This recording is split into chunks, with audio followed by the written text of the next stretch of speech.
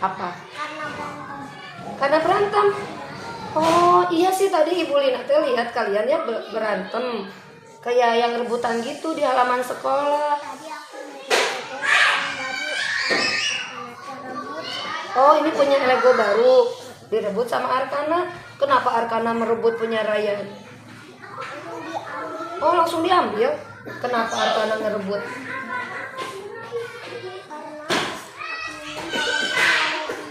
Oh, minta minjem, tapi Ryannya nggak mau minjemin.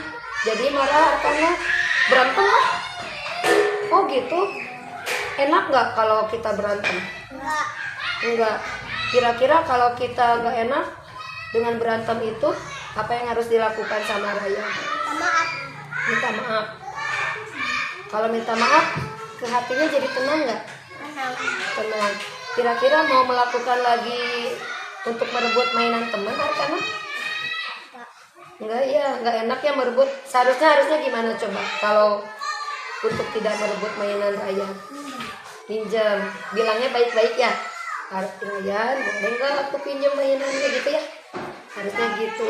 Nanti Ryan kalau ada yang pinjam gitu mau nggak meminjamkan? Mau. Dengan catatan harus dengan baik. Sekarang apa yang harus dilakukan kalau sudah berantem? Minta maaf. Minta maaf. Sokatu maafin dulu. Maaf ya. Pelukan. Mau pelukan nggak? Sok pelukan. Terima kasih. Jadi anak baik ya. Terima kasih. Assalamualaikum Teteh Mikai. Waalaikumsalam. Teteh udah tahu dipanggil sama ibu kesini. Tadi teh lihat Mikaela teh nangis. Kenapa ya? Sakit mata. Oh, sakit mata. Kenapa bisa sakit mata? Main HP terus. Oh, main HP terus. Ibu juga pernah merasakan sakit mata teh nggak nyaman ya? Iya. Emang tiap hari main HP-nya? Iya. HP mama atau HP ayah? HP mama. HP mama. Kira-kira enak nggak kalau sakit mata kayak gitu? Enggak. Enggak. Apa yang harus dilakukan supaya tidak sakit mata? Jangan main HP terus. Jangan main HP terus. Nanti mulai sekarang dibatasi ya main HP-nya ya. Iya. Jangan terlalu sering ya. Iya. Siap. Iya. Terima kasih ya Teteh ya. Iya sama. Selamat, terima kasih.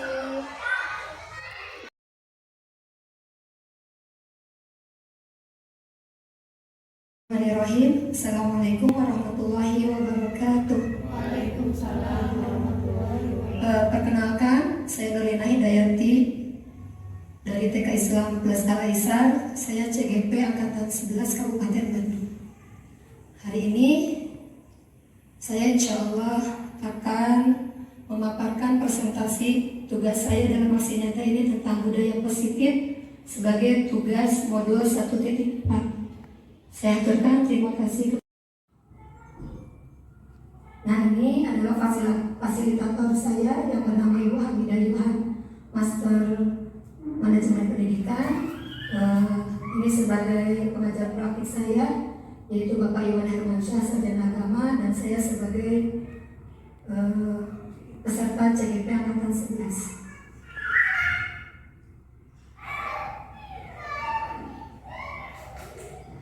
Di dalam sekolah akan tercipta suatu sekolah yang menyenangkan dan membahagiakan untuk anak-anak ketika budaya positif itu terwujud.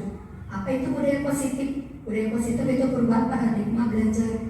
Maksudnya adalah nilai-nilai keyakinan dan kebiasaan yang mendukung murid agar mereka dapat berkembang menjadi pribadi yang kritis, penuh hormat, dan bertanggung jawab. Budaya positif di sekolah dapat menciptakan lingkungan belajar yang mendukung dan memotivasi siswa. Maksudnya di sini adalah budaya kritis, yaitu anak mau mengungkapkan perasaannya dan anak mau mengungkapkan apa yang dia tidak tahu, mau menanyakan apa yang dia tahu terhadap gurunya dengan cara memiliki kepribadian yang penuh hormat, kepribadian yang penuh sopan santun, dan memiliki tanggung jawab.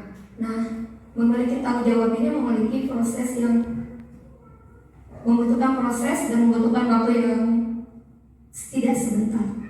Next. Nah, disiplin positif ini tujuannya buat apa? Yaitu cara penerapan disiplin positif itu satu, cara penerapan disiplin yang mengajarkan anak bertanggung jawab terhadap dirinya dan bertanggung jawab terhadap kewajibannya dan bertanggung jawab terhadap lingkungan sekitarnya dan menumbuhkan kesadaran diri berdasarkan nilai-nilai kebajikan. Maksudnya adalah jadi anak bertanggung jawabnya itu pertama untuk menumbuhkan kesadarannya itu dibutuhkan faktor eksternal terutama dari orang tua dan guru-guru di sekitarnya.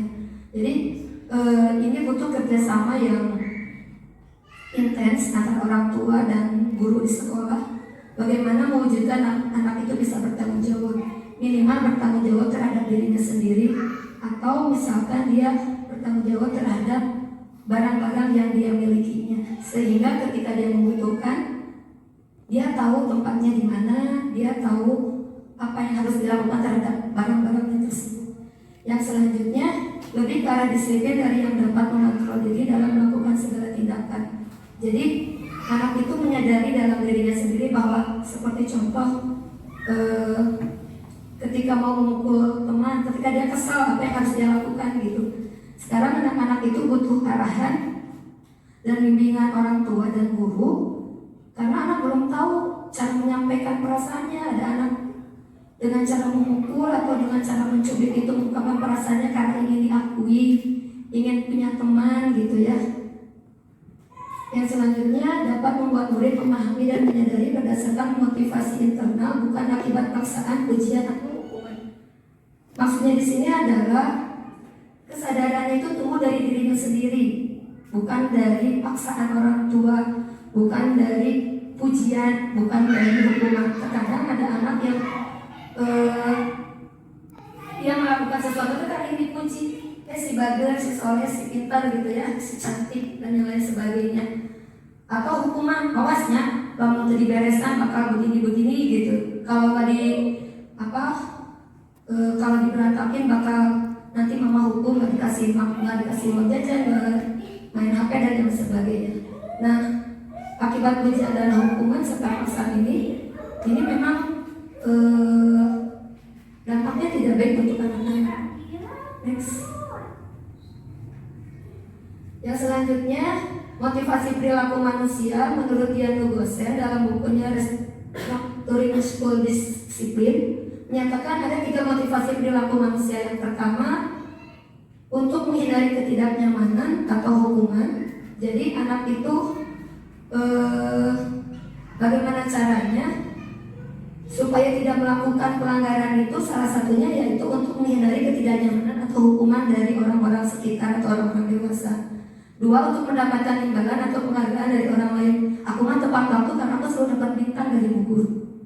Aku bisa menyimpan tempatnya karena aku selalu dapat hadiah, misalkan seperti pujian, pintar, soleh, bagus gitu ya. Yang ketiga, untuk menjadi orang yang mereka inginkan dan menghargai diri sendiri dengan nilai-nilai yang mereka percaya. Next. Motivasi eksternal perilaku manusia. Motivasi eksternal yaitu motivasi yang berasal dari luar. Apabila melihat teori motivasi dari Dian Lugose, maka 2 perilaku manusia yang akan mendapatkan motivasi eksternal itu nomor 1 dan nomor 2. 1, untuk menghindari ketidaknyamanan atau hukuman. 2, untuk mendapatkan imbalan atau penghargaan dari orang lain. Nomor 1 dan nomor 2 ini adalah motivasi yang dari luar. Jadi bukan dari atas kesadarannya sendiri. Ini nomor 1 dan nomor 2 ini biasanya ada ancaman dari orang tua. Awas ya kalau nggak ngaji, awas ya kalau nggak sholat, awas ya kalau tidak masih nangis dan yang sebagainya. Ini ada ancaman dari luar. Apakah dari orang tua, ayah, ibu, atau misalkan dari guru. Terkadang kami juga suka melakukan ini, tapi dalam tanda kutip tidak sering ketika anaknya tantrumnya luar biasa gitu ya. Tenaga kita sudah habis, sudah mulai lelah gitu dengan ketantruman anak, karena kita tidak tahu ketantruman anak itu luar biasa, bisa menghabiskan energi guru juga gitu. Karena dalam pikiran guru menghadapi satu anak tantrum, yang lainnya bagaimana gitu kan. Nah ini terkadang anak udah berhentinya, nangisnya pelangin, kasihan teman-temannya, nanti kalau menangisnya diterusin bakal misalkan matanya sakit gitu ya. Nah itu, atau nanti pulangnya terlambat, itu juga termasuk terhadap ancaman sebetulnya. Dan selanjutnya, nah yang bagus itu adalah motivasi internal. Motivasi internal itu untuk menjadi orang yang mereka inginkan dan menghargai diri sendiri dengan nilai-nilai yang mereka percaya. Tujuan dari motivasi internal ini berusaha untuk menghindari hubungan dan pemberian penghargaan yang berlebihan agar meminimalisir motivasi eksternal dari dalam diri. Ini motivasi internal itu memang nanti kita akan melalui proses. Itu adalah salah satu cara untuk menumbuhkan motivasi internal dari dalam diri anak, dan ini membutuhkan proses dan waktu dari guru maupun dari orang tua. Next. Ketika murid-murid kita memiliki motivasi internal, mereka telah memiliki motivasi intrinsik. Motivasi yang ada dalam dirinya. Contoh dulu, kalau nanti selalu bilang ini, kamu jangan ganggu aku lagi perhatiin ibu bercerita kan gitu. Jadi dia sudah punya batasan. Sayangi teman, atau suaranya dipulangkan, aku terganggu. Jadi dia juga ketika dia sudah punya motivasi intrinsik atau kesadaran dalam dirinya sendiri, dia bisa memberikan ke temannya itu suatu mengingatkan, sayangi teman, suaranya dipulangkan, ada yang berlari langsung. Kalau nanti itu selalu pastikan berjalan. Aku terganggu dengan kamu berlari-lari. Kalau nanti itu bisa mengungkapkan apa yang dia tidak suka. Nah, yang diharapkan itu anak-anak ketika menyadari dengan dia memiliki motivasi intrinsik ini, dia bisa memiliki batasan dalam dirinya. Dia bisa menolak teman yang dia tidak sukai. Dia bisa menolak apa yang dia tidak sukai. Sambil mengungkapkan perasaannya itu kan kadang anak-anak ditanya, diam. Contoh, kemarin ada anak, kenapa? Langsung nyumput jika kiri. Terus saya bilang, mau bercerita sama bu guru. Bu guru yang salah kan gitu. Bu guru salahnya apa? Iya, aku tadi mau mukul, bu guru malah nangis saya. Jadi saya nggak jadi mukulnya kan gitu. Ibu Lina salah ya? Iya, Bu Lina minta maaf. Gak bisa, saya kata dia. Aku nggak akan memaafkan ibu, soalnya aku belum mukul orang itu. Jadi, anak-anak yang seperti ini dibutuhkan pendampingan dari orang tua untuk menyadari bahwa apa yang dilakukan itu salah gitu, mukul teman. Sehingga dia menyadari bahwa kenapa harus menyalahkan orang lain ketika emosinya tidak tersalurkan. Selanjutnya, dari yang tadi motivasi intrinsik dan eksternal ini, untuk mewujudkan motivasi intrinsik dari dalam, ini yang harus dipenuhi oleh guru dan orang tua, yaitu kebutuhan dasar manusia. Kebutuhan dasar manusia ini satu, bertahan hidup. Bertahan hidup ini dibutuhkan mulai dari bayi sampai orang dewasa. Sampai bertahan hidup itu berbagai macam cara kita mempertahankan hidup kita dengan apa yang dia miliki kemampuannya untuk bisa mempertahankan hidupnya. Yang kedua, kasih sayang dan rasa diterima. Nah, kebanyakan punten kasih sayang dan rasa diterima ini banyak anak-anak yang tidak didapatkan dari orang tuanya, khususnya terutama peran ayah. Peran ayah banyak yang hilang di sini, kasih sayang dan rasa penerimaan anak. Karena biasanya kalau peran ayah itu lebih cenderung fokusnya ke cari nafkah. Udah cukup dengan ngasih uang, ya udah gitu, tugasnya, kewajibannya selesai. Padahal ada sesuatu hal di dalam jiwa anak yang dibutuhkan oleh anak-anaknya dari seorang figur ayah gitu.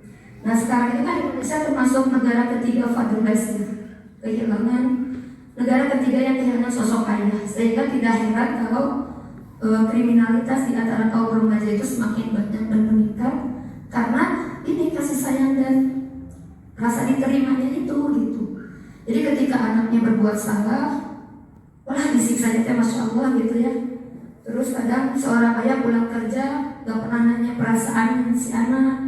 Terus kalau ibunya lagi kesel juga lebih cenderung ke fisik dan yang lain sebagainya. Nah ini poin, kalau menurut saya poin 2 ini yang sangat penting, penerimaan dan kasih sayang.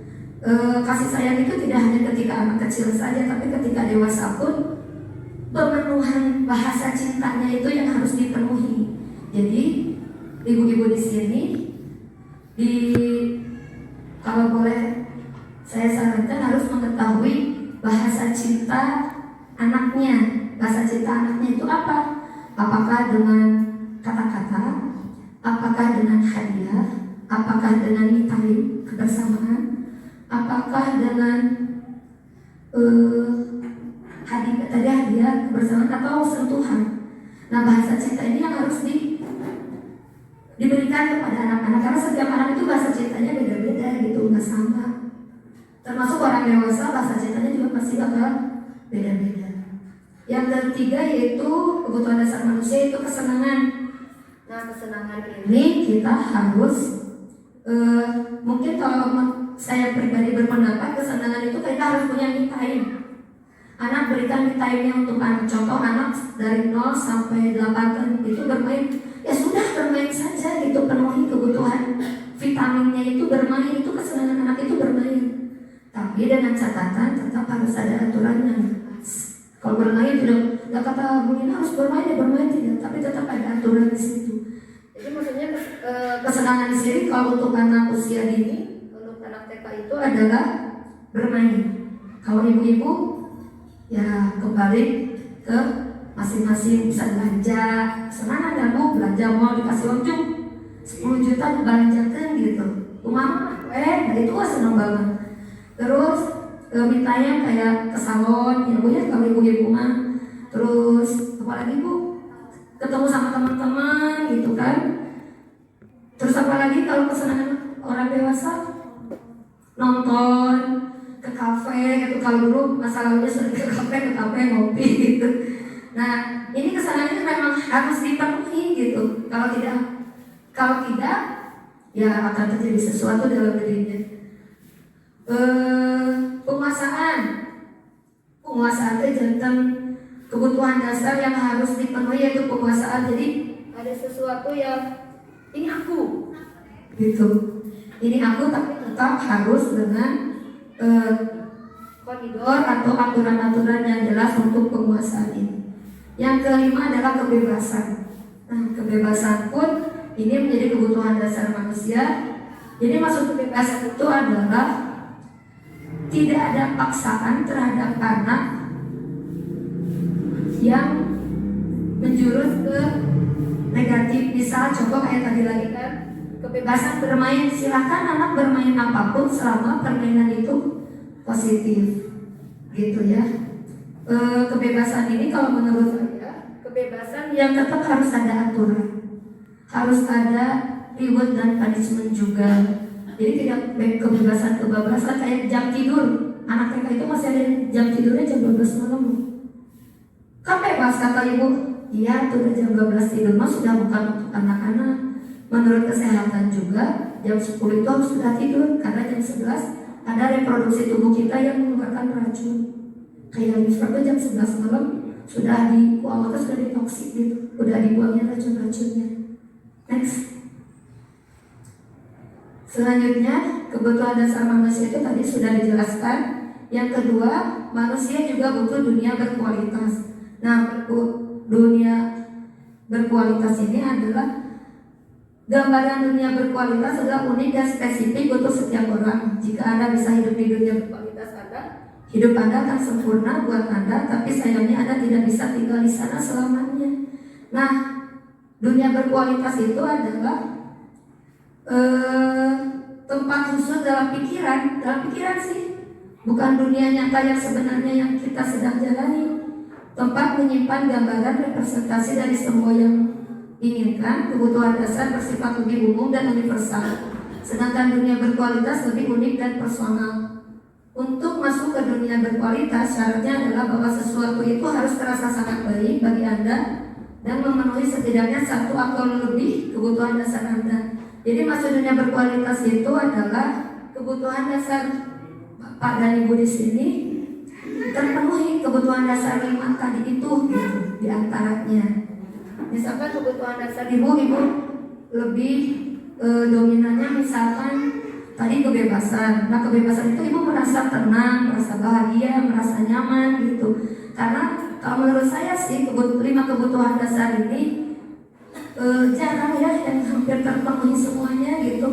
Ada yang 3, yang 2-nya nggak bisa, ada yang 4, yang 1-nya nggak bisa gitu kan.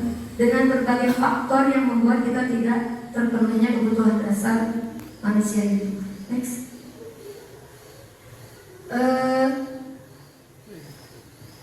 Maksudnya kebutuhan dasar manusia dan dunia berkualitas sebagai upaya-upaya yang dapat dilakukan dalam membangun budaya positif di sekolah. Tentunya untuk mewujudkan hal ini membutuhkan proses yang tidak bisa dilakukan dalam waktu singkat. Selain itu, proses ini juga membutuhkan keterlibatan semua pemangku kepentingan di sekolah.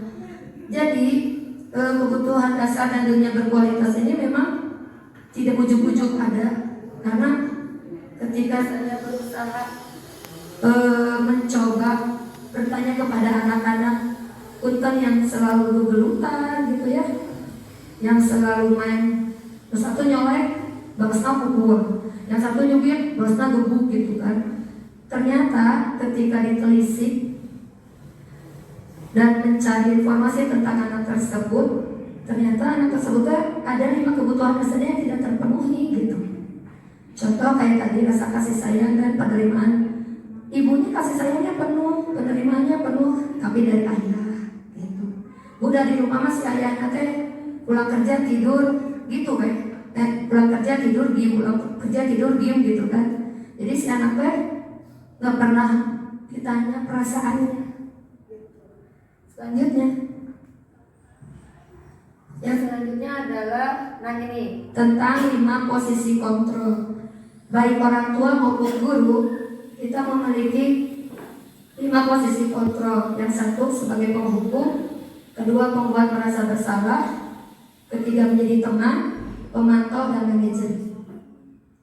Kebanyakan mayoritas orang tua dan guru itu kebanyakannya sebagai penghukum. Awas ya, kamu terlambat lari, kamu terlambat ngepel gitu kan. Kamu tidak sholat, tidak jajan gitu.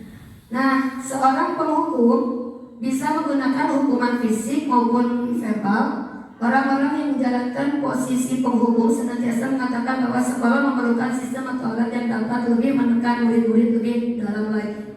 Kalau di sekolah itu, terutama di tingkat atas, selalu dihukumnya biasanya kalau nggak fisik verbal. Contoh nggak ngerjain PR, lari, keliling, melompat, berkeliling, atau berdiri di kelas, gitu ya. Atau misalkan ada tugas tambahan dan yang lain sebagainya. Itu penghukum. Yang kedua, pembuat merasa bersalah. Pada posisi ini biasanya guru akan bersuara lebih lembut. Terus pembuat merasa bersalah akan menggunakan keheningan yang membuat orang lain merasa tidak nyaman, bersalah, dan rendah diri. Kata-kata yang keluar dengan lembut. Nah, mungkin sama ini saya yang ini pembuat merasa bersalah. Jadi kalau bukan di TK sih, saya lebih kalau ngajar di tingkat yang besar. Jadi ketika anak-anak ribut, saya lebih cenderung diam bari melongkeun hiji anak yang melakukan kesalahan melongkeun, saya diam. Nah, jadi yang lainnya jadi ujuk-ujuk gitu. Ini salah satu contoh ini mungkin selama ini yang saya lakukan adalah membuat merasa bersalah. Yang ketiga, teman. Guru pada posisi ini tidak akan menyakiti murid, namun akan tetap berupaya mengontrol murid melalui persuasi. Nah ini yang saya rasakan adalah di posisi ketika saya ngajar di TK. Jadi hanya kalau ada yang berbuat melanggar aturan gitu, dideketin, ajak ngobrol gitu ya. Terus kan kemarin udah janji kemarin gak akan nyubit lagi teman, kenapa sekarang menyubit lagi teman? Misalkan contoh Azka, ibu kecewa Azka kayak gitu, nanti tidak boleh gitu ya. Suaranya lembut, mendatar, nggak senyum. Ini posisi teman. Kalau di TK ini, kalau di tingkat lanjutan saya ini. Yang selanjutnya pemantau. Memantau berarti mengawasi. Pada saat kita mengawasi, kita bertanggung jawab atas perilaku orang-orang yang kita awasi. Yang terakhir, nah ini yang bagus, yaitu posisi terakhir manajer adalah posisi di mana guru berbuat sesuatu bersama dengan murid, mempersilahkan murid mempertanggungjawabkan perilakunya, mendukung murid agar dapat menemukan solusi atas permasalahannya sendiri. Ini yang bagus. Baik guru ataupun orang tua boleh, bagusnya idealnya memakai posisi kontrol manager. Jadi si anak itu diajak komunikasi, dipanggil, duduk bersama, terus diajak ngobrol gini, Kinanti tahu nggak kenapa Kinanti dipanggil Ulina gitu? Nanti tadi kan, iya Bu, tadi aku sudah nyoret buku teman misalkan gitu. Kira-kira kalau dicoret buku temannya, perasaan Kinanti gimana? Ditanya dulu perasaannya gitu. Terus kalau temannya nanti gimana perasaannya? Jadi divalidasi dulu tentang kesalahan yang telah dia lakukan. Nah nanti saya ngobrol lagi, ibu juga pernah melakukan seperti Kinanti, mencoret buku teman. Perasaan ibu juga sama tidak tenang. Jadi seperti flashback lagi ke kitanya gitu. Jadi supaya dia menyadari kesalahannya dan dia mengakui bahwa dia melakukan itu salah. Next.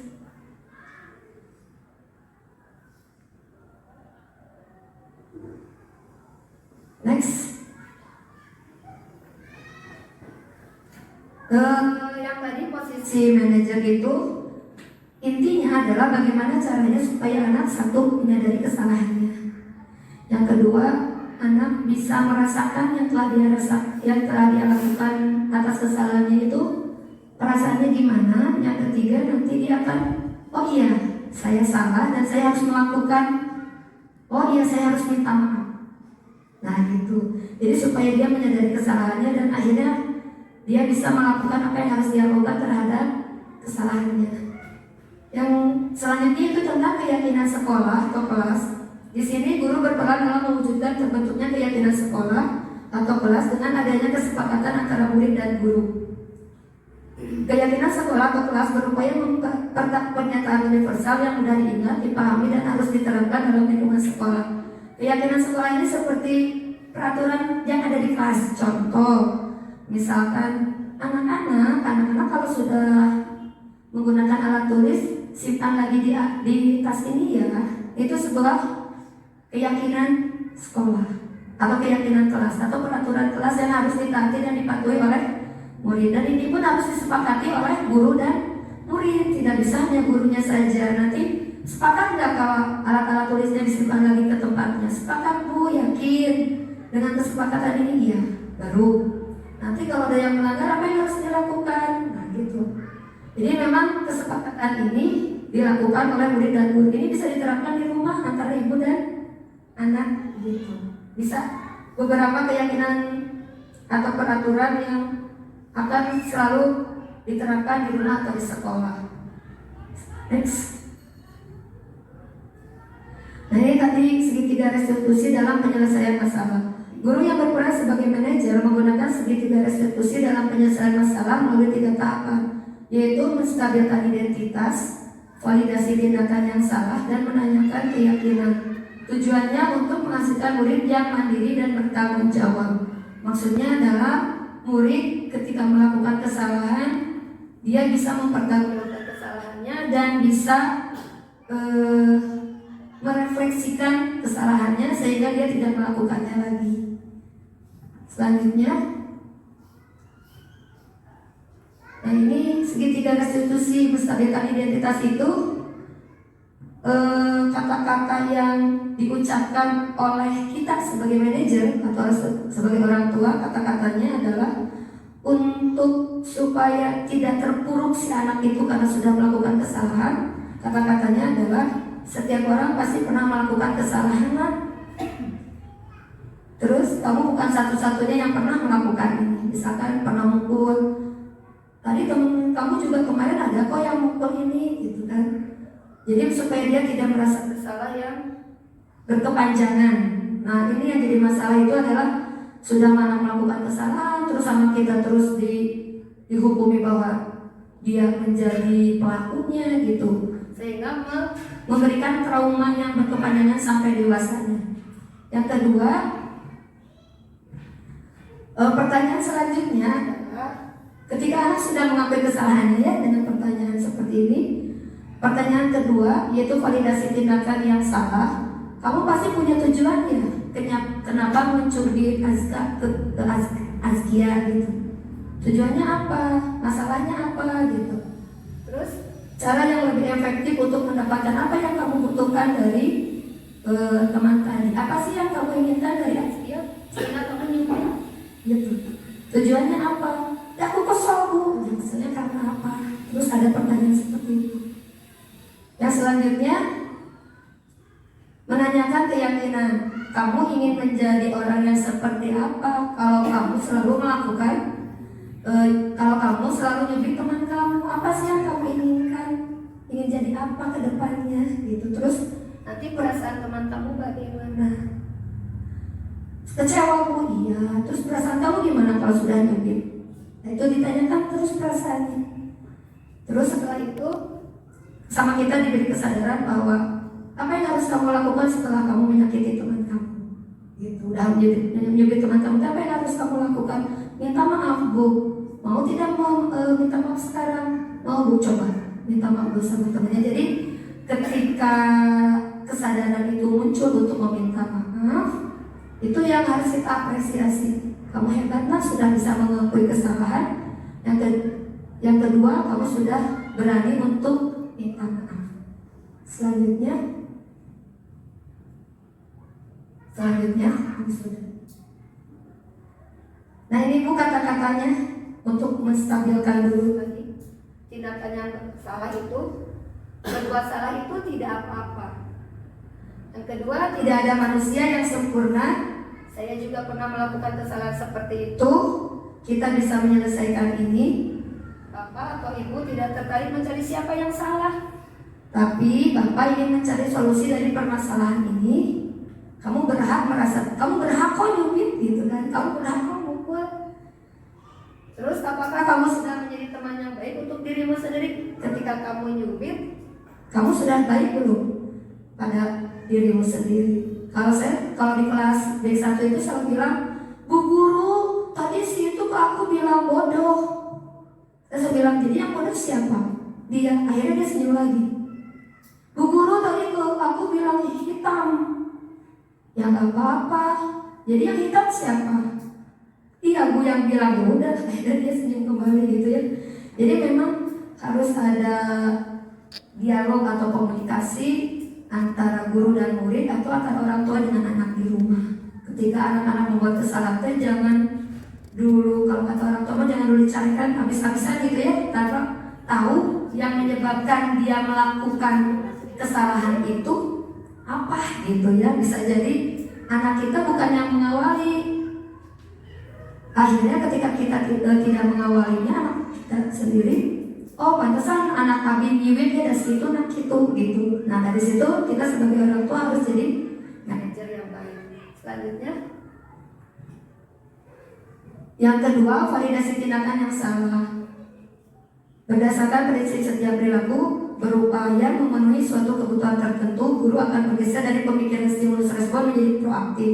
Mengenali dan mengakui kebutuhan murid akan memperbaiki hubungan dengan murid. Selanjutnya.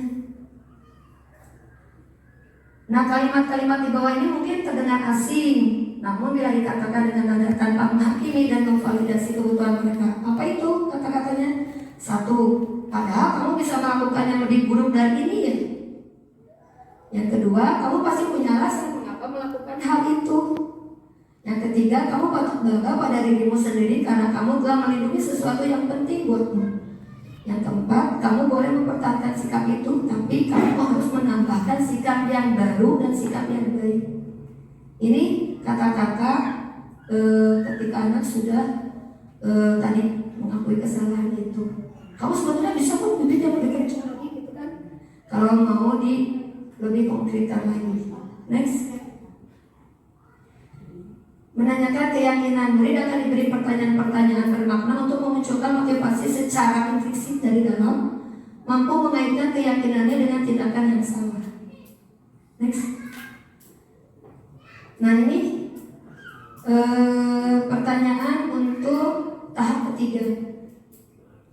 Pertanyaan di bawah ini menghubungkan keyakinan anak dengan keyakinan kelas atau keluarga. Satu, apa yang kita percaya sebagai kelas atau keluarga. Yang kedua, apa nilai-nilai umum yang kita telah sepakati? Diingatkan lagi kesepakatan tadi di kelas, gitu, atau kesepakatan di rumah. Yang ketiga, apa bayangan kita tentang kelas yang ideal, atau apa bayangan kita tentang rumah yang ideal. Yang keempat, kamu mau jadi orang yang seperti apa? Nah, itu ditanya. Memang ini harus selalu dikomunikasikan dengan anak-anak untuk lebih menguatkan lagi tentang kesadaran dalam dirinya. Bismillahirrahmanirrahim. Saya mau bertanya, bagaimana kita kalau misalkan dari 5 posisi kontrol itu kita belum ada di posisi manajer? Bagaimana yang tadi Ibu sebutkan, kalau di posisi manajer itu posisi yang paling baik? Terima kasih. Terima kasih kepada Bu Yayu. Ketika kita belum bisa mencapai manajer, kita boleh di posisi teman atau pemantau, tapi itu pun jangan terlalu lama. Kita memang harus bergerak untuk menuju ke manajer, karena kalau kita terus di posisi teman, resikonya memang kita harus selalu menyiapkan pujian, reward, dan yang lain sebagainya. Terus yang pemantau hanya bisa melihat aja, memperingatkan sekali sudah, ngeliatin aja anak-anak teh.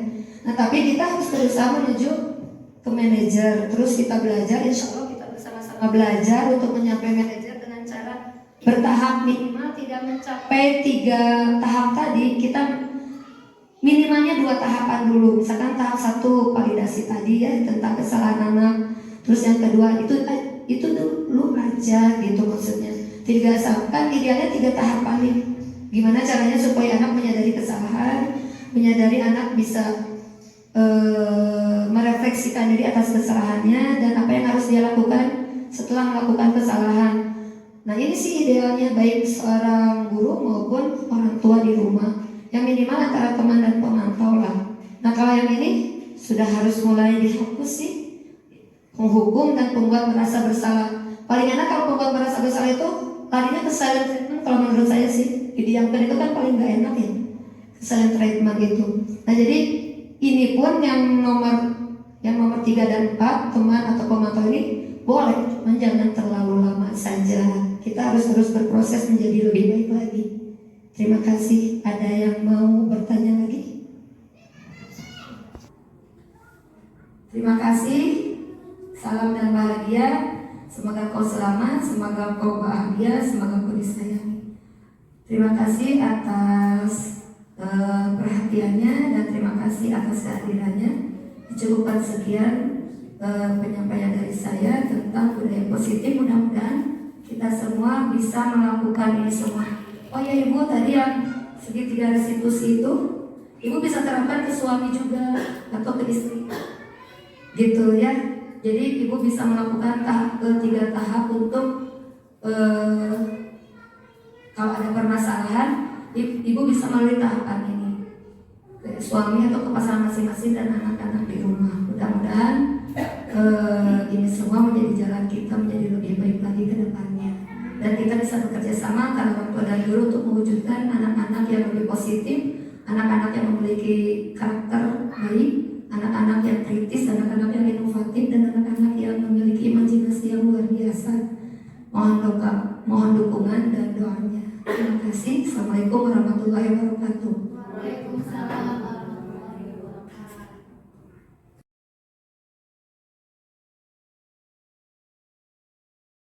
Warahmatullahi wabarakatuh.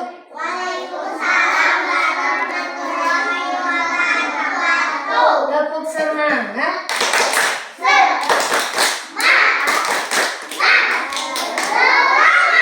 Tepuk semangat kedua. I am the best. You are the best. We are the best. The best. The best. Yes. Hari ini kita mau membuat kesepakatan kelas, oke?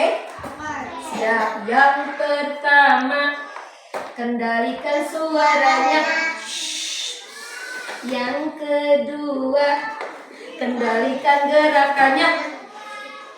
Yang ketiga, sayangi diri, sayangi teman, dan tanggung jawab. Lihat sampah, buang ke tempat sampah. Jaga kebersihan di lingkungan kelas. Jangan lupa setelah pakai alat-alat tulis, masukkan lagi ke dalam tasnya. Jika kalian bermain balok, harus dibereskan lagi. Setuju? Setuju. Siap? Siap. Sepakat? Sepakat. Yes. Alhamdulillah. Iya. Dia satu lagi, pastikan berjalan di dalam kelas. Oh iya. Oke. Copot. Ya nggak apa-apa, nanti dicopotkan saja. Sipnya. Ingat kesepakatan ketika makan. La takul qa'iman. Tidak boleh makan sambil berdiri. La takul kalaman. Tidak boleh makan sambil berbicara. La tashrabu qa'iman. Tidak boleh minum sambil berdiri. Habiskan makanan. Ketika ada sampah harus dibuang ke tempat sampah dan rapikan kembali alat makannya ke dalam tas. Sepakat? Setuju? Siap? Siap. Oke. Coba.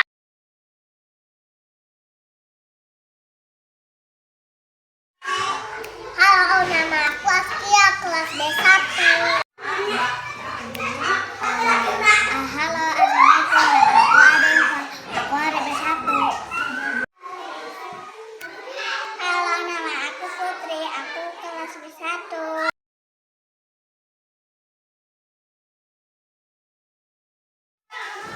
Senang sekali.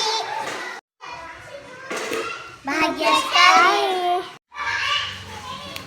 Senang sekali.